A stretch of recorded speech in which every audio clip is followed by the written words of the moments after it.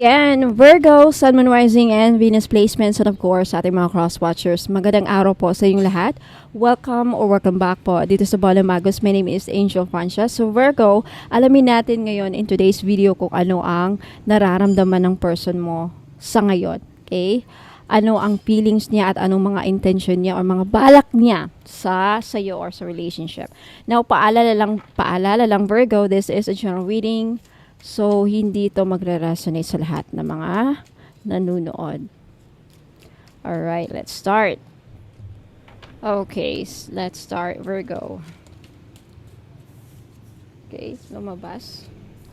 You have the Queen of Swords. Some of you could be dealing with Aquarius, Gemini, or Libra, Virgo. You have the Ten of Cups. Okay. You have the Five of Wands. You have the World. You have the Seven of Swords. You have the Magician. You have the Page of Swords. Aquarius, Gemini, Libra. You have the Temperance, Sagittarius. You have the Three of Swords. Okay. Next, you have the Chariot, Cancer energy. You have the Fool card. And you have the Emperor. At the bottom of this deck, you have the Two of Swords. Silent treatment. Let's see, bakit andito yung Two of Swords? The High Priestess, Page of Coins. Okay, I think the major energy of the main theme of this reading is it's either may tinatago sa'yo yung person mo, Virgo, or ikaw.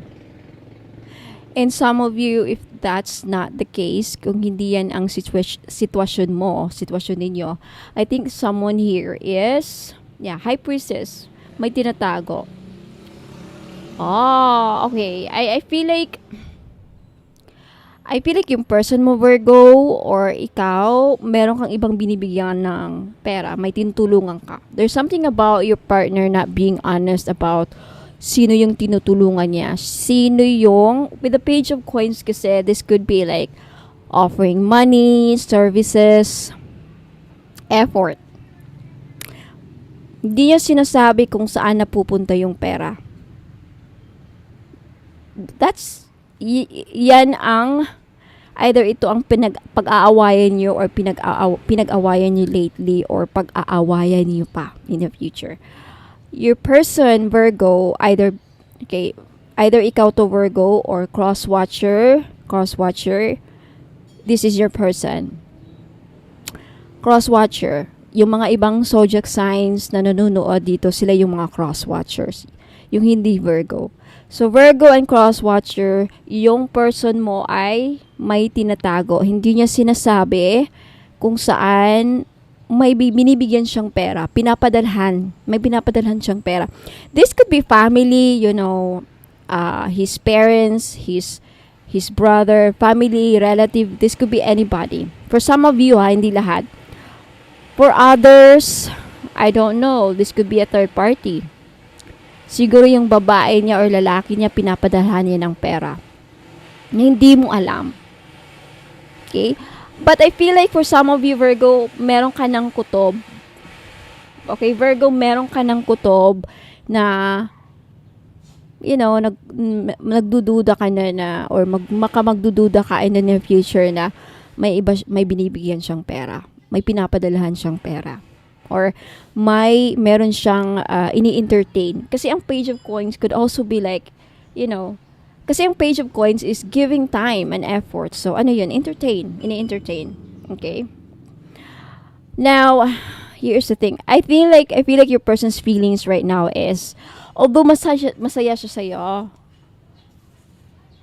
nag-aaway kayo sa loob ng pamamahay. For those of you who are living together, Virgo, if you are living with your person, I feel like your person right now is very irritable. Although happy naman siya, but with the Five of Wands,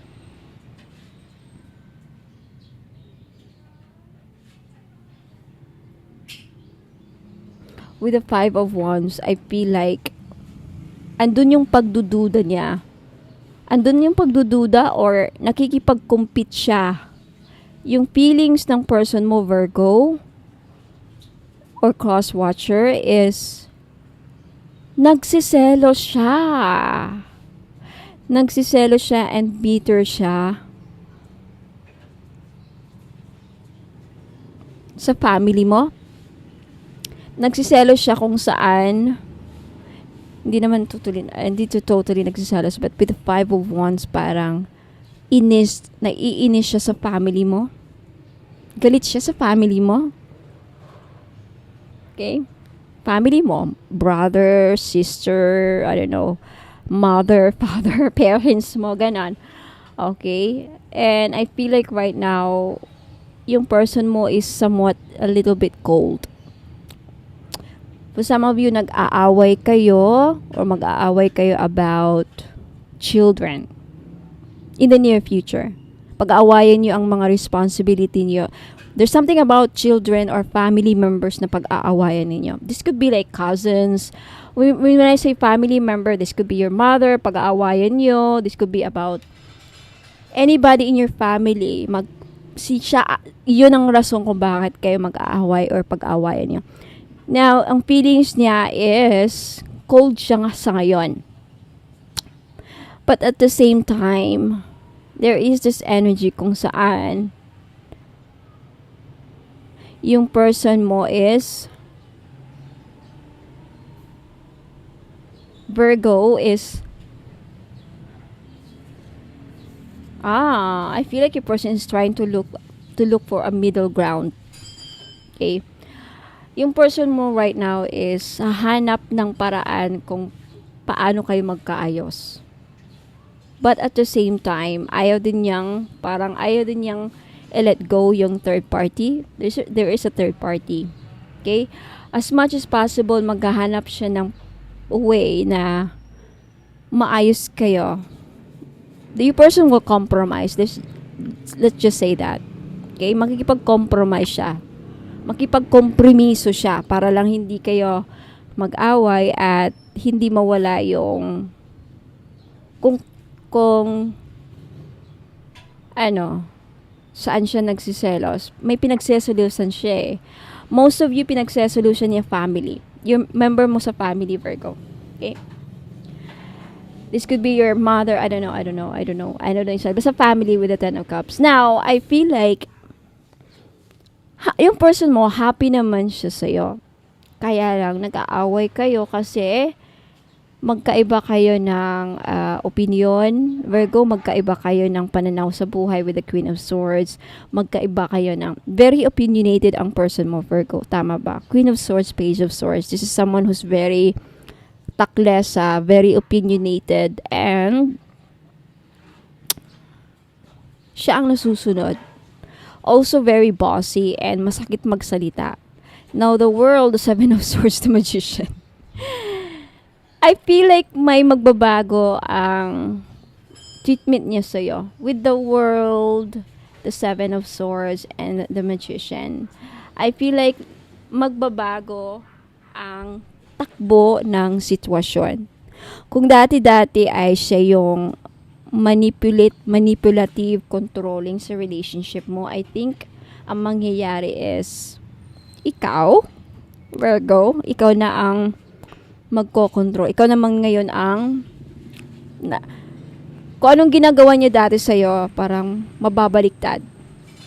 Kung anong nangyari before, mababaliktad. There's something about that with the World. Because it's the ending of a lying and a magician controlling. But you have the Chariot, the Fool, and the Emperor. You are now in a situation where ikaw na ngayon ang nagko-control. You're in power. You're like the Chariot, the Fool. May pagbabago talaga sa the way this person will treat you. Yan ang nakikita ko. Magbabago ang sitwasyon. Magbabago ang treatment niya sa'yo in the near future. Kasi I feel like this person, yun nga, kasi ang intention niya or ang gagawin niya is makikipag-kompromiso siya. Kasi ayaw niyang mawala ka. If ever na hindi na kayo nag-uusap, nagkaroon ng silent treatment or undecided siya sa hindi niya alam ang gagawin with the two swords. Okay. Ayan. I feel like this person will or you will stand up for, with the emperor will become bossy. You will become bossy. But may mag-iiba ang sitwasyon. You will win. Let's just say that. Ikaw ang mananalo dito. At this time, ikaw ang winner. Lahat sa'yo na. Sasayo ang pabor. Parang mababaliktad ang sitwasyon. Let's just say that. Okay? Parang ganun. Wow. Bakit ganun ang nangyari, Virgo? Bakit ganyan? Okay. I'm not saying na may revenge na nangyari. It's just that mababaliktad. Siguro, hindi naman, I don't see karma, but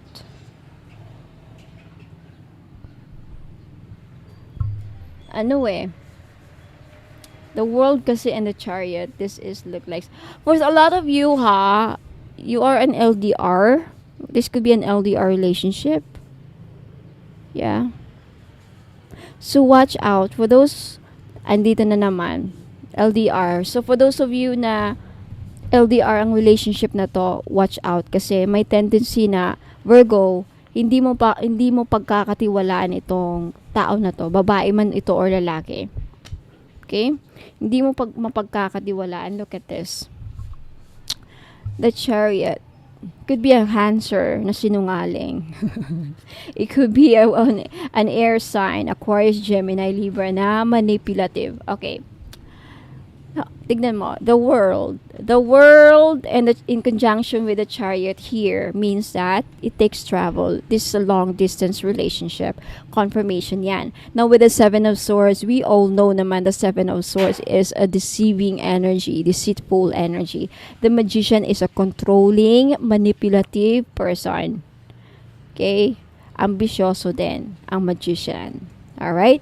So, watch out if for those of you na LDR, okay, mag-isip-isip kayo. Okay, bago kayo mag-decide, bago kayo magdesisyon, bago kayo gumawa ng napakalaking desisyon, like bibigyan mo ng pera, papadalhan mo ng pera, bibigyan mo ng tulong, ano pa. Be smart about your decision, Virgo. And I know you will. Because you're very meticuloso ka. You're perfectionist and you're very informative and you're very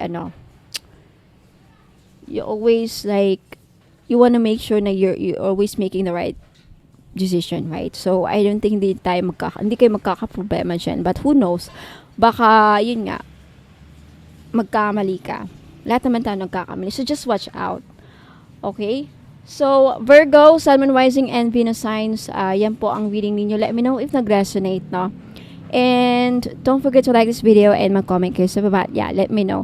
And for those of you na interesado mo pa private reading, all the information is maririnig nyo after this reading. So, don't go away. And meron din ako mga i-flex na mga bagong items. Okay? And if interesado po kayong bilhin, ayan, take a screenshot of the item at i-message nyo po ako dito sa Bonum Magos Facebook page. Merong 1.9 likes and 3.6 followers. Ayan. Mag-message lang kayo doon kung mayroon kayong gustong bilhin, kung gusto nyo magpabook ng private personal reading or whatever. Okay? So, ingat po and God bless. Don't go away. I'll be right back. Ayan, mga madam and sir. Gusto nyo bang magpahula sa akin? Okay? Sa mga gusto po magpabook ng private personal reading, it's only 1,000 pesos po kung saan pwede kayo magpahula sa akin ng 5 questions. 5 questions na yes or no. And then, other than that, meron ding 2-year coverage kapalaran sa career mo, sa health, sa love life, and sa business mo, if may business kayo, at anything na lalabas po sa mga baraha. Okay, 2-year coverage. And aside from that, may makukuha po kayong mga free items worth 900 pesos. So, sulit na sulit po yung 1,000 na babayaran nyo. So, kung iisipin nyo, parang 100 pesos lang ang magpahula sa akin. Okay, for 1,000 pesos, may free items kayong makukuha worth 900 pesos. 3 items na crystal necklace. Papipiliin ko po kayo sa black tourmaline, green aventurine necklace, rose quartz, Burma jade, and iolite, pambayad sa utang. So mga madam and sir, if gusto nyo magpabook, magpa-reserve na kayo ng date kasi paunahan po sa pagbayad sa available slot or available na date po kung saan magpapa-reserve po kayo. So if gusto nyo po, pumunta lang kayo sa Bono Magos Facebook page at mag-message kayo doon na gusto nyo magpapa-reserve or magpabook ng date para sa private personal reading. Ingat po and God bless. Mga madam and sir, mahilig ba kayong bumili ng mga pampaswerte? Ayan. Kung mahilig kayong bumili ng pampaswerte at mga nabili ninyong mga items sa akin at nagtataka kayo kung bakit parang hindi naman gumagana yung mga nabibili ninyong mga pampaswerte, anting-anting, kahit sa akin or kahit sa mga ibang seller na nagbabenta like Shopee or Lazada. Na posible po na palagi kayong nakakapitan ng mga toxic, negative, mabibigat na energy vibes. So, kailangan ninyong mag-cleansing. Isa sa mga paraan para matanggal yung mga kamalasan kumakapit sa aura ninyo, mga blockages na kumakapit sa aura ninyo, mag-aura cleansing bath salt po kayo. For only 300 pesos, ayan, pwede na kayong makabili. Pwede nyo matanggal yan. Gagamitin nyo po ito pag naliligo po kayo. Okay, isang bottle for this one bottle, aabot po siya ng 3 to 4 days. Hindi nyo kailangang ubusin mga madam and sir. So, ingat po and God bless. Mga madam and sir, may bago po tayong item. The 3-in-1 body massage oil or healing oil. Kung saan, itong body massage oil na to ay 3-in-1 na po siya. Pwede siyang body oil, pwede rin siyang massage oil, and pwede rin siyang gamitin as perfume oil o saan ka pa. For only 300 pesos, dalawa po ang variant niya sa ngayon. You have rose petals and jasmine flower. Okay? Sa gusto ko pong bumili, mag-message lang po kayo sa Bono Magos Facebook page. Ayan. At sabihin nyo sa akin, please take a screenshot of the item na gusto nyong bilhin mga madam and sir. Ingat po. Sa mga naghahanap naman po ng money magnet oil or pampaswerte, panghatak sa kaperahan. Okay, I have money magnet oil for only 299. May libre ng red bracelet. Ayan, wag na kayong pagpahuli mga madam and sir. Iilan na lang po ito. Okay, ipahid nyo lang sa pulso, sa kamay ninyo or sa likod ng tenga ninyo. Ayan, kahit saan pwede nyong ilagay. Okay? Pwede nyo lang din dalhin kung ayaw nyong gamitin. Ayan, pampahatak po ng pera. Okay? Mag-message po kayo sa Facebook page ko, Ladybug PH po. Sa mga naghahanap po ng mga pampaswerte, meron akong Wanfu necklace. This is a Chinese pampaswerte. Okay? Wanfu, pinagdadala ito ng blessings, prosperity, abundance, good fortune, ayan, pampaswerte and happiness. Ayan. So, this is only 300 pesos. May libre na siyang red bracelet. Kaya wag na kayong magpahuli. Okay, message me sa Facebook page Ladybug PH kung gusto nyong bumili.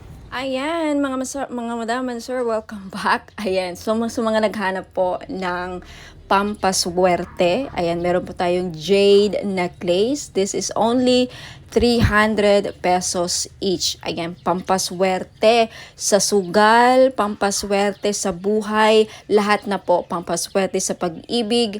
Yan, jade is for good luck. Kaya kunin nyo na. Okay, message nyo po ako sa Facebook page, Ladybug PH. Ayan, mag-message po kayo. Sabihin po ninyo, ma'am, pabili po ako ng jade necklace, 300 pesos.